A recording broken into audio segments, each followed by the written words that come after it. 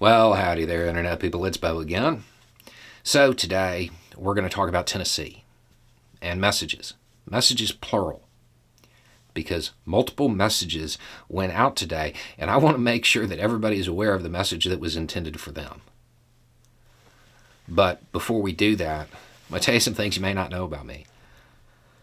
When I was in middle school, some high schoolers took me and a friend out to a place they called the Bell Witch Cave. To this day, I have no idea whether or not there was a cave even there. What they really did was take us out in the woods, scare us, and then leave us. We wound up out there for a couple of days. Today, this would probably be a national news story, but it was a different time. I learned how to ride a horse and shoe a horse just outside Dover. Saying this because I'm about to say some things probably going to make some people in Tennessee mad. I just want it clear, I'm not a person unfamiliar with the state. I went on the same yearly field trip to the Hermitage that you did. So, the state legislature booted 3 of 2 people that they had targeted. 3 of 2 people that they had decided to make an example of to send a message with. What were those messages? The first is obvious. You better not get too uppity. You better stay in your place. That's hard to miss. That is hard to miss. The 2 black men got booted. The white woman, well, she got spared, right? And even she says that she thinks her skin tone had something to do with it. There's that message. The state legislature sent that message loud and clear to a large chunk of Tennessee. But here's the thing. The racism, it's real. It's thick. Not surprising. It is disappointing. But that stay in your place part, that was meant for you too. That was meant for everybody in Tennessee. What did they really do today? What did they really do? I know they're trying to frame it as them standing up for the Second Amendment and all of that, but what did they actually do? They sent out the message that you don't matter, that you don't deserve a voice, you don't need representation because you have rulers. You have people who are going to tell you what to do and you better like it. That's the message. And that went out to everybody, whether you agree with what they did, whether you agree with the demonstration, it doesn't matter. That message is for you. Your betters will decide. You sit down. You be quiet. You don't deserve representation. There's no way they can argue this because you're talking tens of thousands, hundreds of thousands of people in Tennessee no longer have representation. That was the whole point of what they did today. They're telling you that it's not the volunteer state anymore. It's not a state of free thinkers. It's a state of people who need to sit down, shut up, and do what they're told like obedient lackeys. That is their message for you. That message is for everybody in Tennessee. They're trying to frame this in a certain way. And they're trying to use that framing, frankly, because they think you're dumb. They think you can't count. What 2 words are in almost every headline and in almost every soundbite about why this is happening? Gun control, right? The reason they're doing that is because gun control isn't really popular in Tennessee. It's something that they can use to tie these representatives to, these legislators to. They can tie them to that idea of gun control.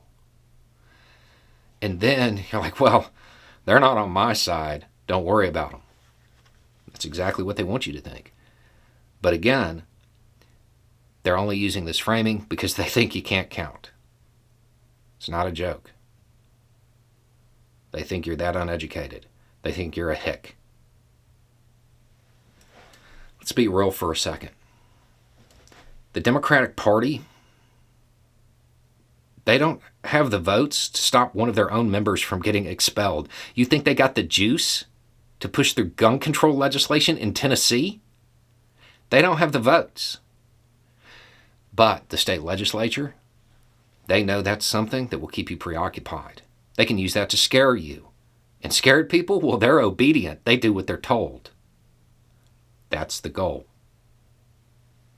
You don't need a voice. You don't need representation. You need to obey. That's their goal. That's their message for you. Don't forget it. That's the whole point. You better stay in your place, do what you're told, listen to your betters, and just accept your fate.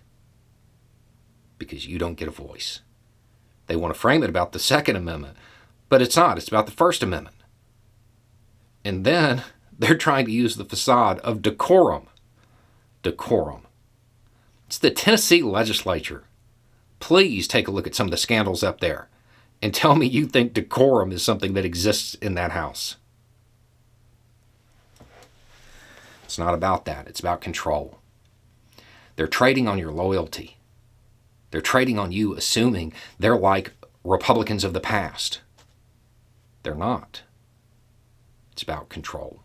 It's about making you obey and sending the message that you will obey the party.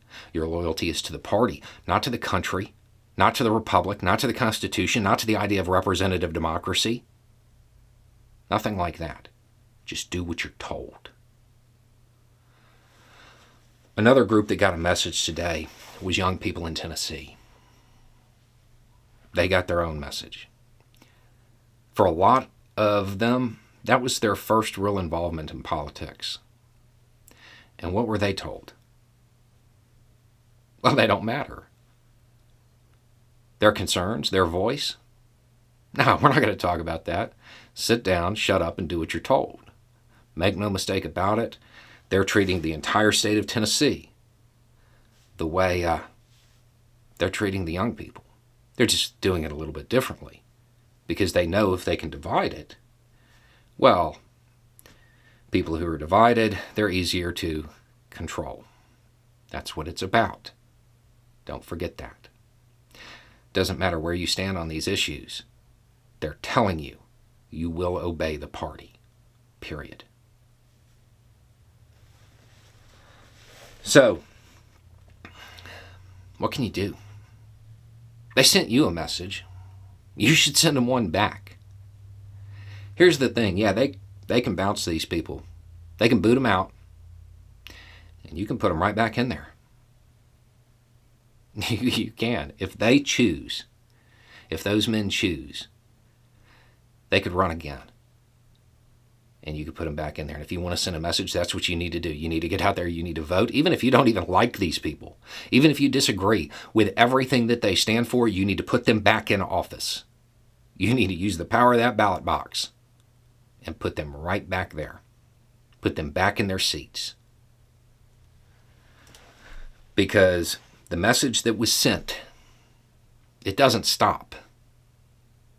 They will become more and more controlling, more and more authoritarian, and the only real message you can send back is that you're not going to listen to it. You're going to vote these people right back in.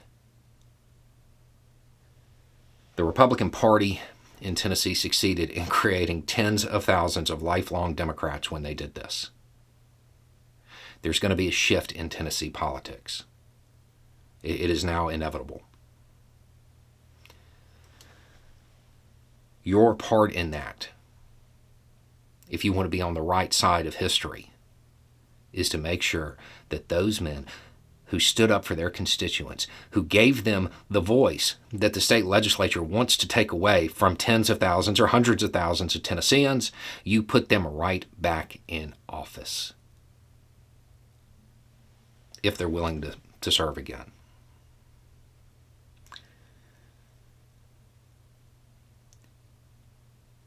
The Tennessee state legislature showed its hand. They're not representatives. They're rulers.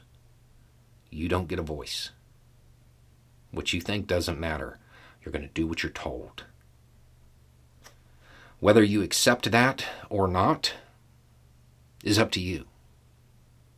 You have an option. if you put them back in office, it's going to send the message that it's unacceptable. Would be nice to tie that to not voting for the people who are trying to rule over you. Anyway, it's just a thought. Y'all have a good day.